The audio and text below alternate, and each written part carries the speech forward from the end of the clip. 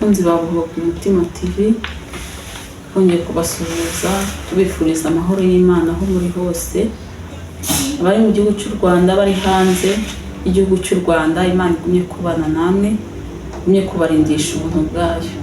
Nkuko musanzwe mubizi rero munabimenyereye, turacyari muri bya bihe byiza byo kuganira ijambo ry'Imana, tuvuga imirimo y'Imana yagiye ikora, yagiye itangaje. Imana nishimye cyane. Mbere yuko dutangira kumva ijambo ry'Imana turiganiraho, mureke tubanze dushime Imana, tuyiragize kuko ariyo mugenga wa byose. Reka tubanze dusenge, ibindi Imana irabikora kuko yabiteguye. Imana ishimwe cyane. Turacyari imbere yawe Mana yacu, turagushimiye kuko uri umwami uhoraho, uri Imana ikiranuka. Turagushimiye kuri Imana yabanye na Saduraka, Meshaki na Abedenego bari mu gihe kigoye. Tugushimiye kuri Imana yagiye ibana na Yosefu. Tugushimiye kuri Imana yabanye n'Abisiraheli, Mana bakabona ukuboko kwawe. Natwe mu gihe nk'iki ngiki turagushimye uko wagiye ubana natwe, ukaturinda byinshi, uturinda tudakwiriye, uturinda tudakora Uwiteka ibyo wishimira, ariko ukagumya kubana natwe, ukaturinda, ukatugirira ibambe n'imbabazi, kuko uri Imana ikiranuka. Muri aya masaha rero Uwiteka, tugiye kongera kuvuga ijambo ryawe, niryo ryaturemye, ryabayeho tutarabaho, kuko waravuze ngo Uwiteka umuntu nabeho abaho kubw'ijambo nyirukuru kuri twebwe. Rero niyo mpamvu tukubanje imbere kugira ngo uze wiyoborere, urivuga ntaba ari we Mana, uryumva rigeraho rimukure mu cyiciro kimwe rimugeze mu kindi cyiciro. Bwagumya kubana natwe rero, abantu bose bateze amatwi Buhoka Umutima TV ubaho umugisha, kandi ugumye kubakomeza kuko uri Imana, kandi ugumye kubana natwe rero. Icyo bari n'ikuzo n'ibyawe none n'iteka ryose, amen. Tumaze iminsi tuganira byinshi, mureba byinshi kuri Buhoka Umutima TV, ariko uyu munsi twishimiye gusangira ijambo ry'Imana dusanga muri Zaburi ya 91. Duhereye ku murongo wa mbere turasoma icyo gice cyose. Ni ijambo rirerire, ariko Imana iradushoboza kandi namwe irabashoboza kuryumva. Tuzi ko mutarambirwa gukurikirana Buhoka Umutima TV, muyumve uko bwije n'uko bukeye. Imana ijye ibaha umugisha. Zaburi ya 91 duhereye ku murongo wa mbere turageza kuri 16. Haranditse ngo, duhereye kuri 1, ngo uba mu rwihisho rw'Isumba byose azahama mu gicucu cy'Ishobora byose. Imana nishimwe cyane. Ngo umuntu uba mu rwihisho rw'Isumba byose ngo azahama mu gicucu cy'Ishobora byose. Imana ishobora byose. Muri iki gihe nkwifurije kuba hehe? Mu rwihisho rw'Isumba byose. Wihishe ahantu runaka ntabwo byakunda, ariko nujya mu Mana ukihishayo, izakukiza byinshi, izagukinga byinshi, Imana izakumenyesha byinshi. Mureke duharanire kuba hehe? Mu rwihisho rw'Isumba byose. Imana nishimwe cyane. Ngo ndababwira Uwiteka nti, uri ubuhungiro bwanjye, ni igihome kinkingira, Imana yanjye niringira. Imana nishimwe cyane. Imana igidukingira. Imana niyo gihome cyacu, turwaye niyo gihome cyacu, dushonje niyo gihome cyacu, tudafite icyo gukora niyo gihome cyacu. Imana nishimwe cyane, ndetse niyo idukingira. Imana nishimwe cyane. Ngo niyo Mana yacu twagize ute? Twiringiye. Wakiringira inshuti, wakiringira imiryango, ukiringira amashuri, ariko ntibikunde. Ariko wiringiye Uwiteka, ni Imana igikora, ni Imana igirema. Imana nishimwe cyane. Uwiringira, hari umuririmbyi yavuze ngo abiringira abantu barabahemukira, ndetse babahanga amaso bakabakoza isoni. Ngo ariko wowe Uwiteka ntabwo ujya uhinduka. Imana nishimwe. Ni Imana itagihinduka. Iyo wayiringiye ukayisaba ukayitegereza, ni Imana igikora kandi Imana itabara. Imana ishimwe cyane. Kuri 3 haranditse ngo, kuko ari we uzagukiza ikigoyi cy'umugoyi na mugiga irimbura. Ni Imana igishobora gukiza umuntu ikigoyi. Ushobora kuba wagambanirwa n'inshuti se cyangwa n'abandi bantu, ariko Imana ikaba yabasha kugukiza icyo kigoyi. Uwo mutego baba baguteze, bikarangira Imana igusimbukije. Nibwo iyo bwihisho bwacu, iyo uri mu gicucu cyayo igukiza byinshi cyane. Ngo namugiga irimbura, Imana igikiza. Imana nishimwe cyane. Ishobora kuba ari icyorezo, ishobora kuba ari uburwayi buteye bugiye butandukanye, ariko Imana ikaba yabasha kugira ute kukurinda ibyo byorezo, kuko uri mu bwihisho bwayo. Imana nishimwe cyane. Ngo kuri 4 ngo azakubundikiza amoya ye, kandi uzajya uhungira munsi y'amababa ye. Umurava we n'ingabo ye n'icyuma kigukingira. Imana nishimwe cyane. Umuntu rero mu rwihisho rw'Isumba byose ni umunyamahirwe, kuko aha kuri 4 ngo azakubundikiza amoya ye. Imana nishimwe cyane. Ushobora kuba uri mu burwayi ariko akakubundikiza amoya ye, ukaba wabasha kugira ute kuba wakira, kuko uri mu bwihisho rw'Isumba byose. Mu gihe nk'iki rero mureke duharanira kuba mu rwihisho rw'Isumba byose, dukora ibyo gukiranuka, twera imbuto z'abihannye. Ntitujye kure y'Imana tuvuge ngo Imana izazidukorera ibi kandi turacyari mu byaha, turacyari mu ngeso mbi. Oya, ahubwo niduhindukire kugira ngo tubashe kujya hehe mu mababa y'Isumba byose, tujye mu rwihisho bye bw'Uwiteka. Imana izagumya kubana natwe. Ngo kuri 5 igiteye ubwoba cya nijoro ntikizagutinyisha, cyangwa umwambi ugenda ku manywa. Imana ishimwe cyane. Hari igiteye ubwoba cya nijoro, ari umwambi ugenda ku manywa ushobora guhura nawo. Ibyo ngibyo ntabwo bizagutinyisha, kuko uri mu bwihisho rw'Isumba byose. Iyo uri mu bwihisho bw'Isumba byose ubasha kumenya byinshi. Ushobora guhura n'uburwayi ukavuga ati nzakira, kuko uri kumwe n'Imana. Ushobora kuba wari ufite umushinga urimo urakora ukabona urimo uradindira, ariko kuko wizeye Imana ukagumya ukagerageza, bikarangira icyo uri gupanga cyemeye, kuko uri mu rwihisho rw'Isumba byose. Ari wowe wabanje imbere, ukaba uvuga ati Imana nkeneye gukora iki kintu, reka ngumye ngerageze, ariko ukabona biri kwanga. Ariko kubera yuko ukiri mu bwihisho bw'Isumba byose, Imana ikagumya kubana nawe. Imana nishimwe cyane. Ushobora kuba umaze igihe nta rubyaro, abandi mwashakiye rimwe barabyaye barahetse, ariko kuko uri mu rwihisho rw'Isumba byose, Imana arakubwiye ati nzabana nawe, uzabyara abahungu n'abakobwa. Imana ikagera ikagira ute ikaguha abana. Ni Imana ishoboye kandi Imana yihagije. Kuri 7 ngo abantu 1000 bazagwa iruhande rwawe, abantu inzovu bazagwa iburyo bwawe, ariko ntibazakugeraho. Imana nishimwe cyane. Hashobora kuba haza ibitero byinshi, hashobora kuba haza ibintu byinshi bikaba byagutera ubwoba, ariko ibyo ngibyo yaba ari ibyorezo, yaba ari uburwayi, yaba ari ubushomeri, yaba ari ubukode, ibyo byose Imana ikagira ute ikabihindura ubusa. Imana nishimwe cyane. Ni Imana ishoboye kandi Imana ihambaye. Ku 8 haravuga ngo uzabirebesha amaso yawe gusa ubone ibihembo by'abanyabyaha. Ku 9 kuko ari wowe buhungiro bwanjye, Uwiteka wagize Isumba byose ubuturo. Imana nishimwe cyane. Ku murongo w'10 nuko nta kibi kizakuzaho, kandi nta kizegera ihema ryawe. Imana ishimwe cyane.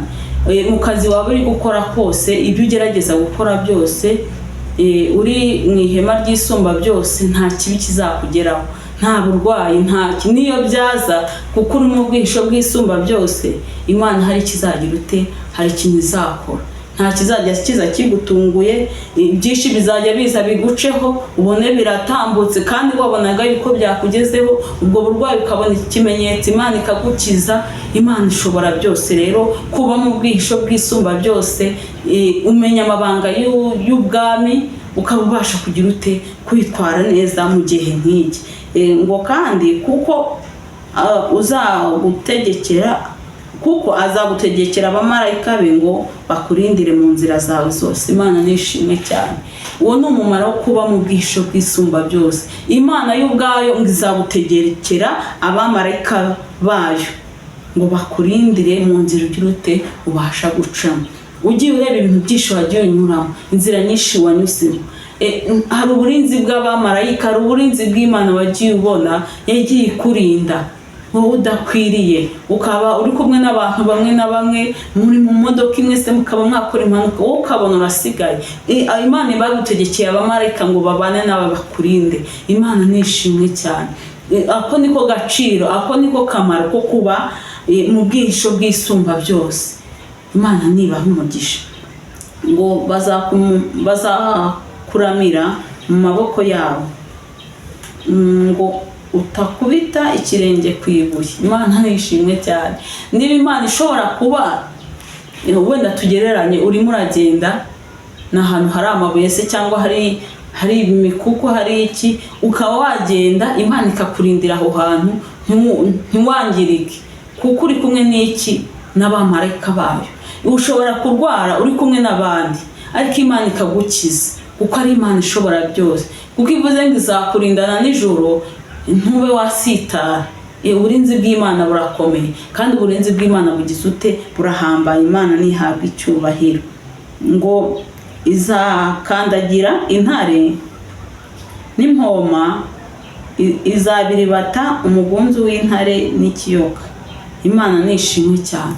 Kuba mu bwihisho bw'Isumba byose rero ni iby'umumaro, ni iby'agaciro. Imana ni byinshi cyane igenda igutambutsa kuko uri mu bwihisho bwayo, ikabikurinda kuko uri mu bwihisho bwayo. Imana nishimwe cyane. Kuri 14 kuko yankunze akaramata nicyo nzamukiriza, nzamushyira hejuru kuko yamenye izina ryanjye. Amen. Ngo kuko wankunze akaramata ngo nicyo nzagukiriza, ngo nzagushyira hejuru nkubahishe. Mureke dukunde Uwiteka akaramata. Ni nk'uko umugore n'umugabo basezerana ati tuzabana akaramata kugeza Yesu Kristo agize ute agarutse cyangwa tugatandukanywa n'urupfu. Mureke rero tubane n'Imana iki akaramata. Urwaye ubane n'Imana akaramata. Ushomye ubane n'Imana akaramata. Mu bihe byose ubane n'Imana akaramata kuko ngo yankunze akaramata nicyo nanjye nzagira ute nzamukiriza. Imana izagukiza kuko wayikunze iki akaramata. Utayiryarya ejo nakirirwe ejo byagenze gutya, oya, kuguma mu mwanya wayo neza ukayikunda akaramata, utayibeshya, utayica inyuma. Nk'uko umugore n'umugabo babana umwe yaca inyuma undi, urumva bya bindi basinyanye ngo akaramata ntibiba bigikunze. Aho ngaho uba wakosheje. Ariko mureke duharanire kubana n'Imana iki akaramata, tuyikunde kuko nayo nikizagira ute izadukiriza, izajya igenda idukiza indwara, idukize byinshi. Imana nishimwe cyane. Ngo azanyambaza nanjye mwitabe, nzabana nawe mu makuba no mu byago, nzamukiza muhe icyubahiro. Imana nishimwe cyane. Kuba mu rwisho rw'Isumba byose bifite umumaro mwinshi.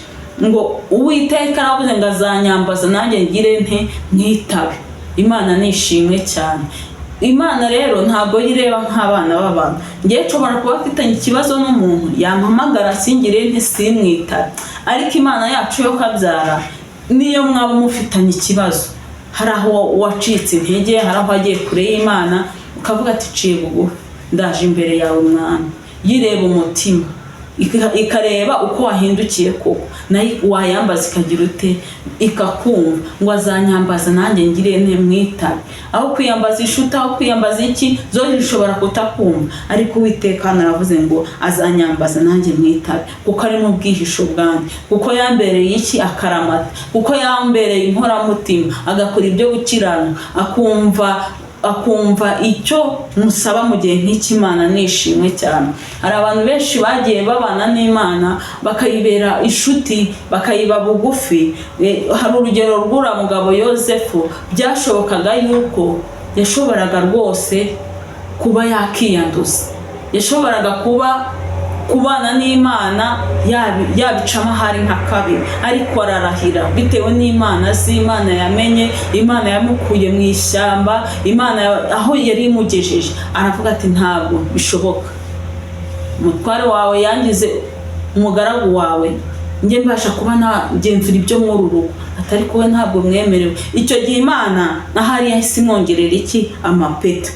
Icyo gihe ntabwo ari kuyambaza, ariko umwe n'uriya mugore inanirwe kugira ute kumwumva nubwo byari bigoye. Kubana n'Imana akaramata ntabwo ari ibintu bizizana gusa, uzaca muri byinshi, uzaca mu ngorane, uzaca mu bibazo bigiye bitandukanye, ariko uhamye Imana wamenye uvuga ati Imana ni wowe nzi kuko ndi mu rwisho bwawe, ni wowe nzi ibyo nkize ibi n'ibi, Imana izajya igenda ibana nawe kuko wayikunze akaramata ukanga kwihemukira nka Yozefu akagumya akayikunda akaramata ntadebiye ibyo basezeranye, Imana igumya kumuha umugisha.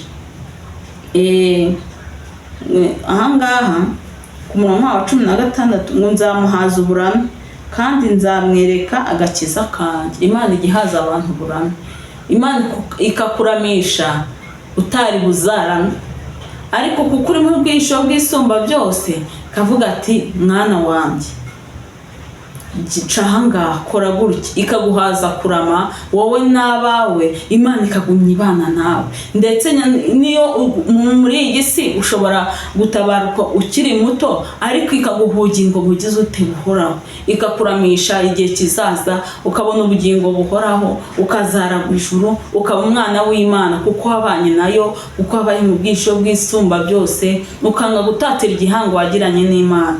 Mbifurije rero kuguma kuba mu bwisho bw'isumba byose. Hari byose, hari kuruhuka, hari inshuti, hari abavandimwe, hari akazi, kuba mu bwisho bw'isumba byose. Kandi Imana ngo izaduhaza n'ikirata n'uburame, umuntu azabona ubugingo buhoraho. Mwisi ushobora kutarama igihe kinini, nkuko hari ijambo ry'Imana rivuga ngo umwana w'umuntu arama igihe kigize ute, arama igihe gito, ariko nyuma y'ubu buzima tuzi ko ari ubundi buzima. Ubwo buzima nabwo duharanire kubukorera, tuzabashe kubona ubugingo buhoraho, tuzarame, natwe tuzarya ibyiza byo mu gihugu cyo mu ijuru. Imana nishimwe cyane. Ndabashimiye mwebwe mwese mwari mukurikiye ijambo ry'Imana twasomye muri Zaburi ya 91 duhereye ku murongo wa mbere tukageza kuri 16. Imana igumye kubaho umugisha kandi mugume mube mu rwisho rw'isumba byose. Niho izabahaza uburame, izabaha icyubahiro, ubukire n'ubugingo, ndetse n'ibindi muzajya mugenda mubyongererwa.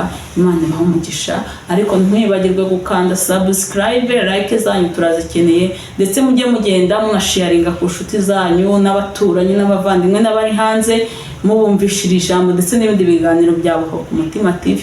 Ndabashimiye, yari Nyirandayishimiye Pasikazi. Imana ibaha umugisha. Amen.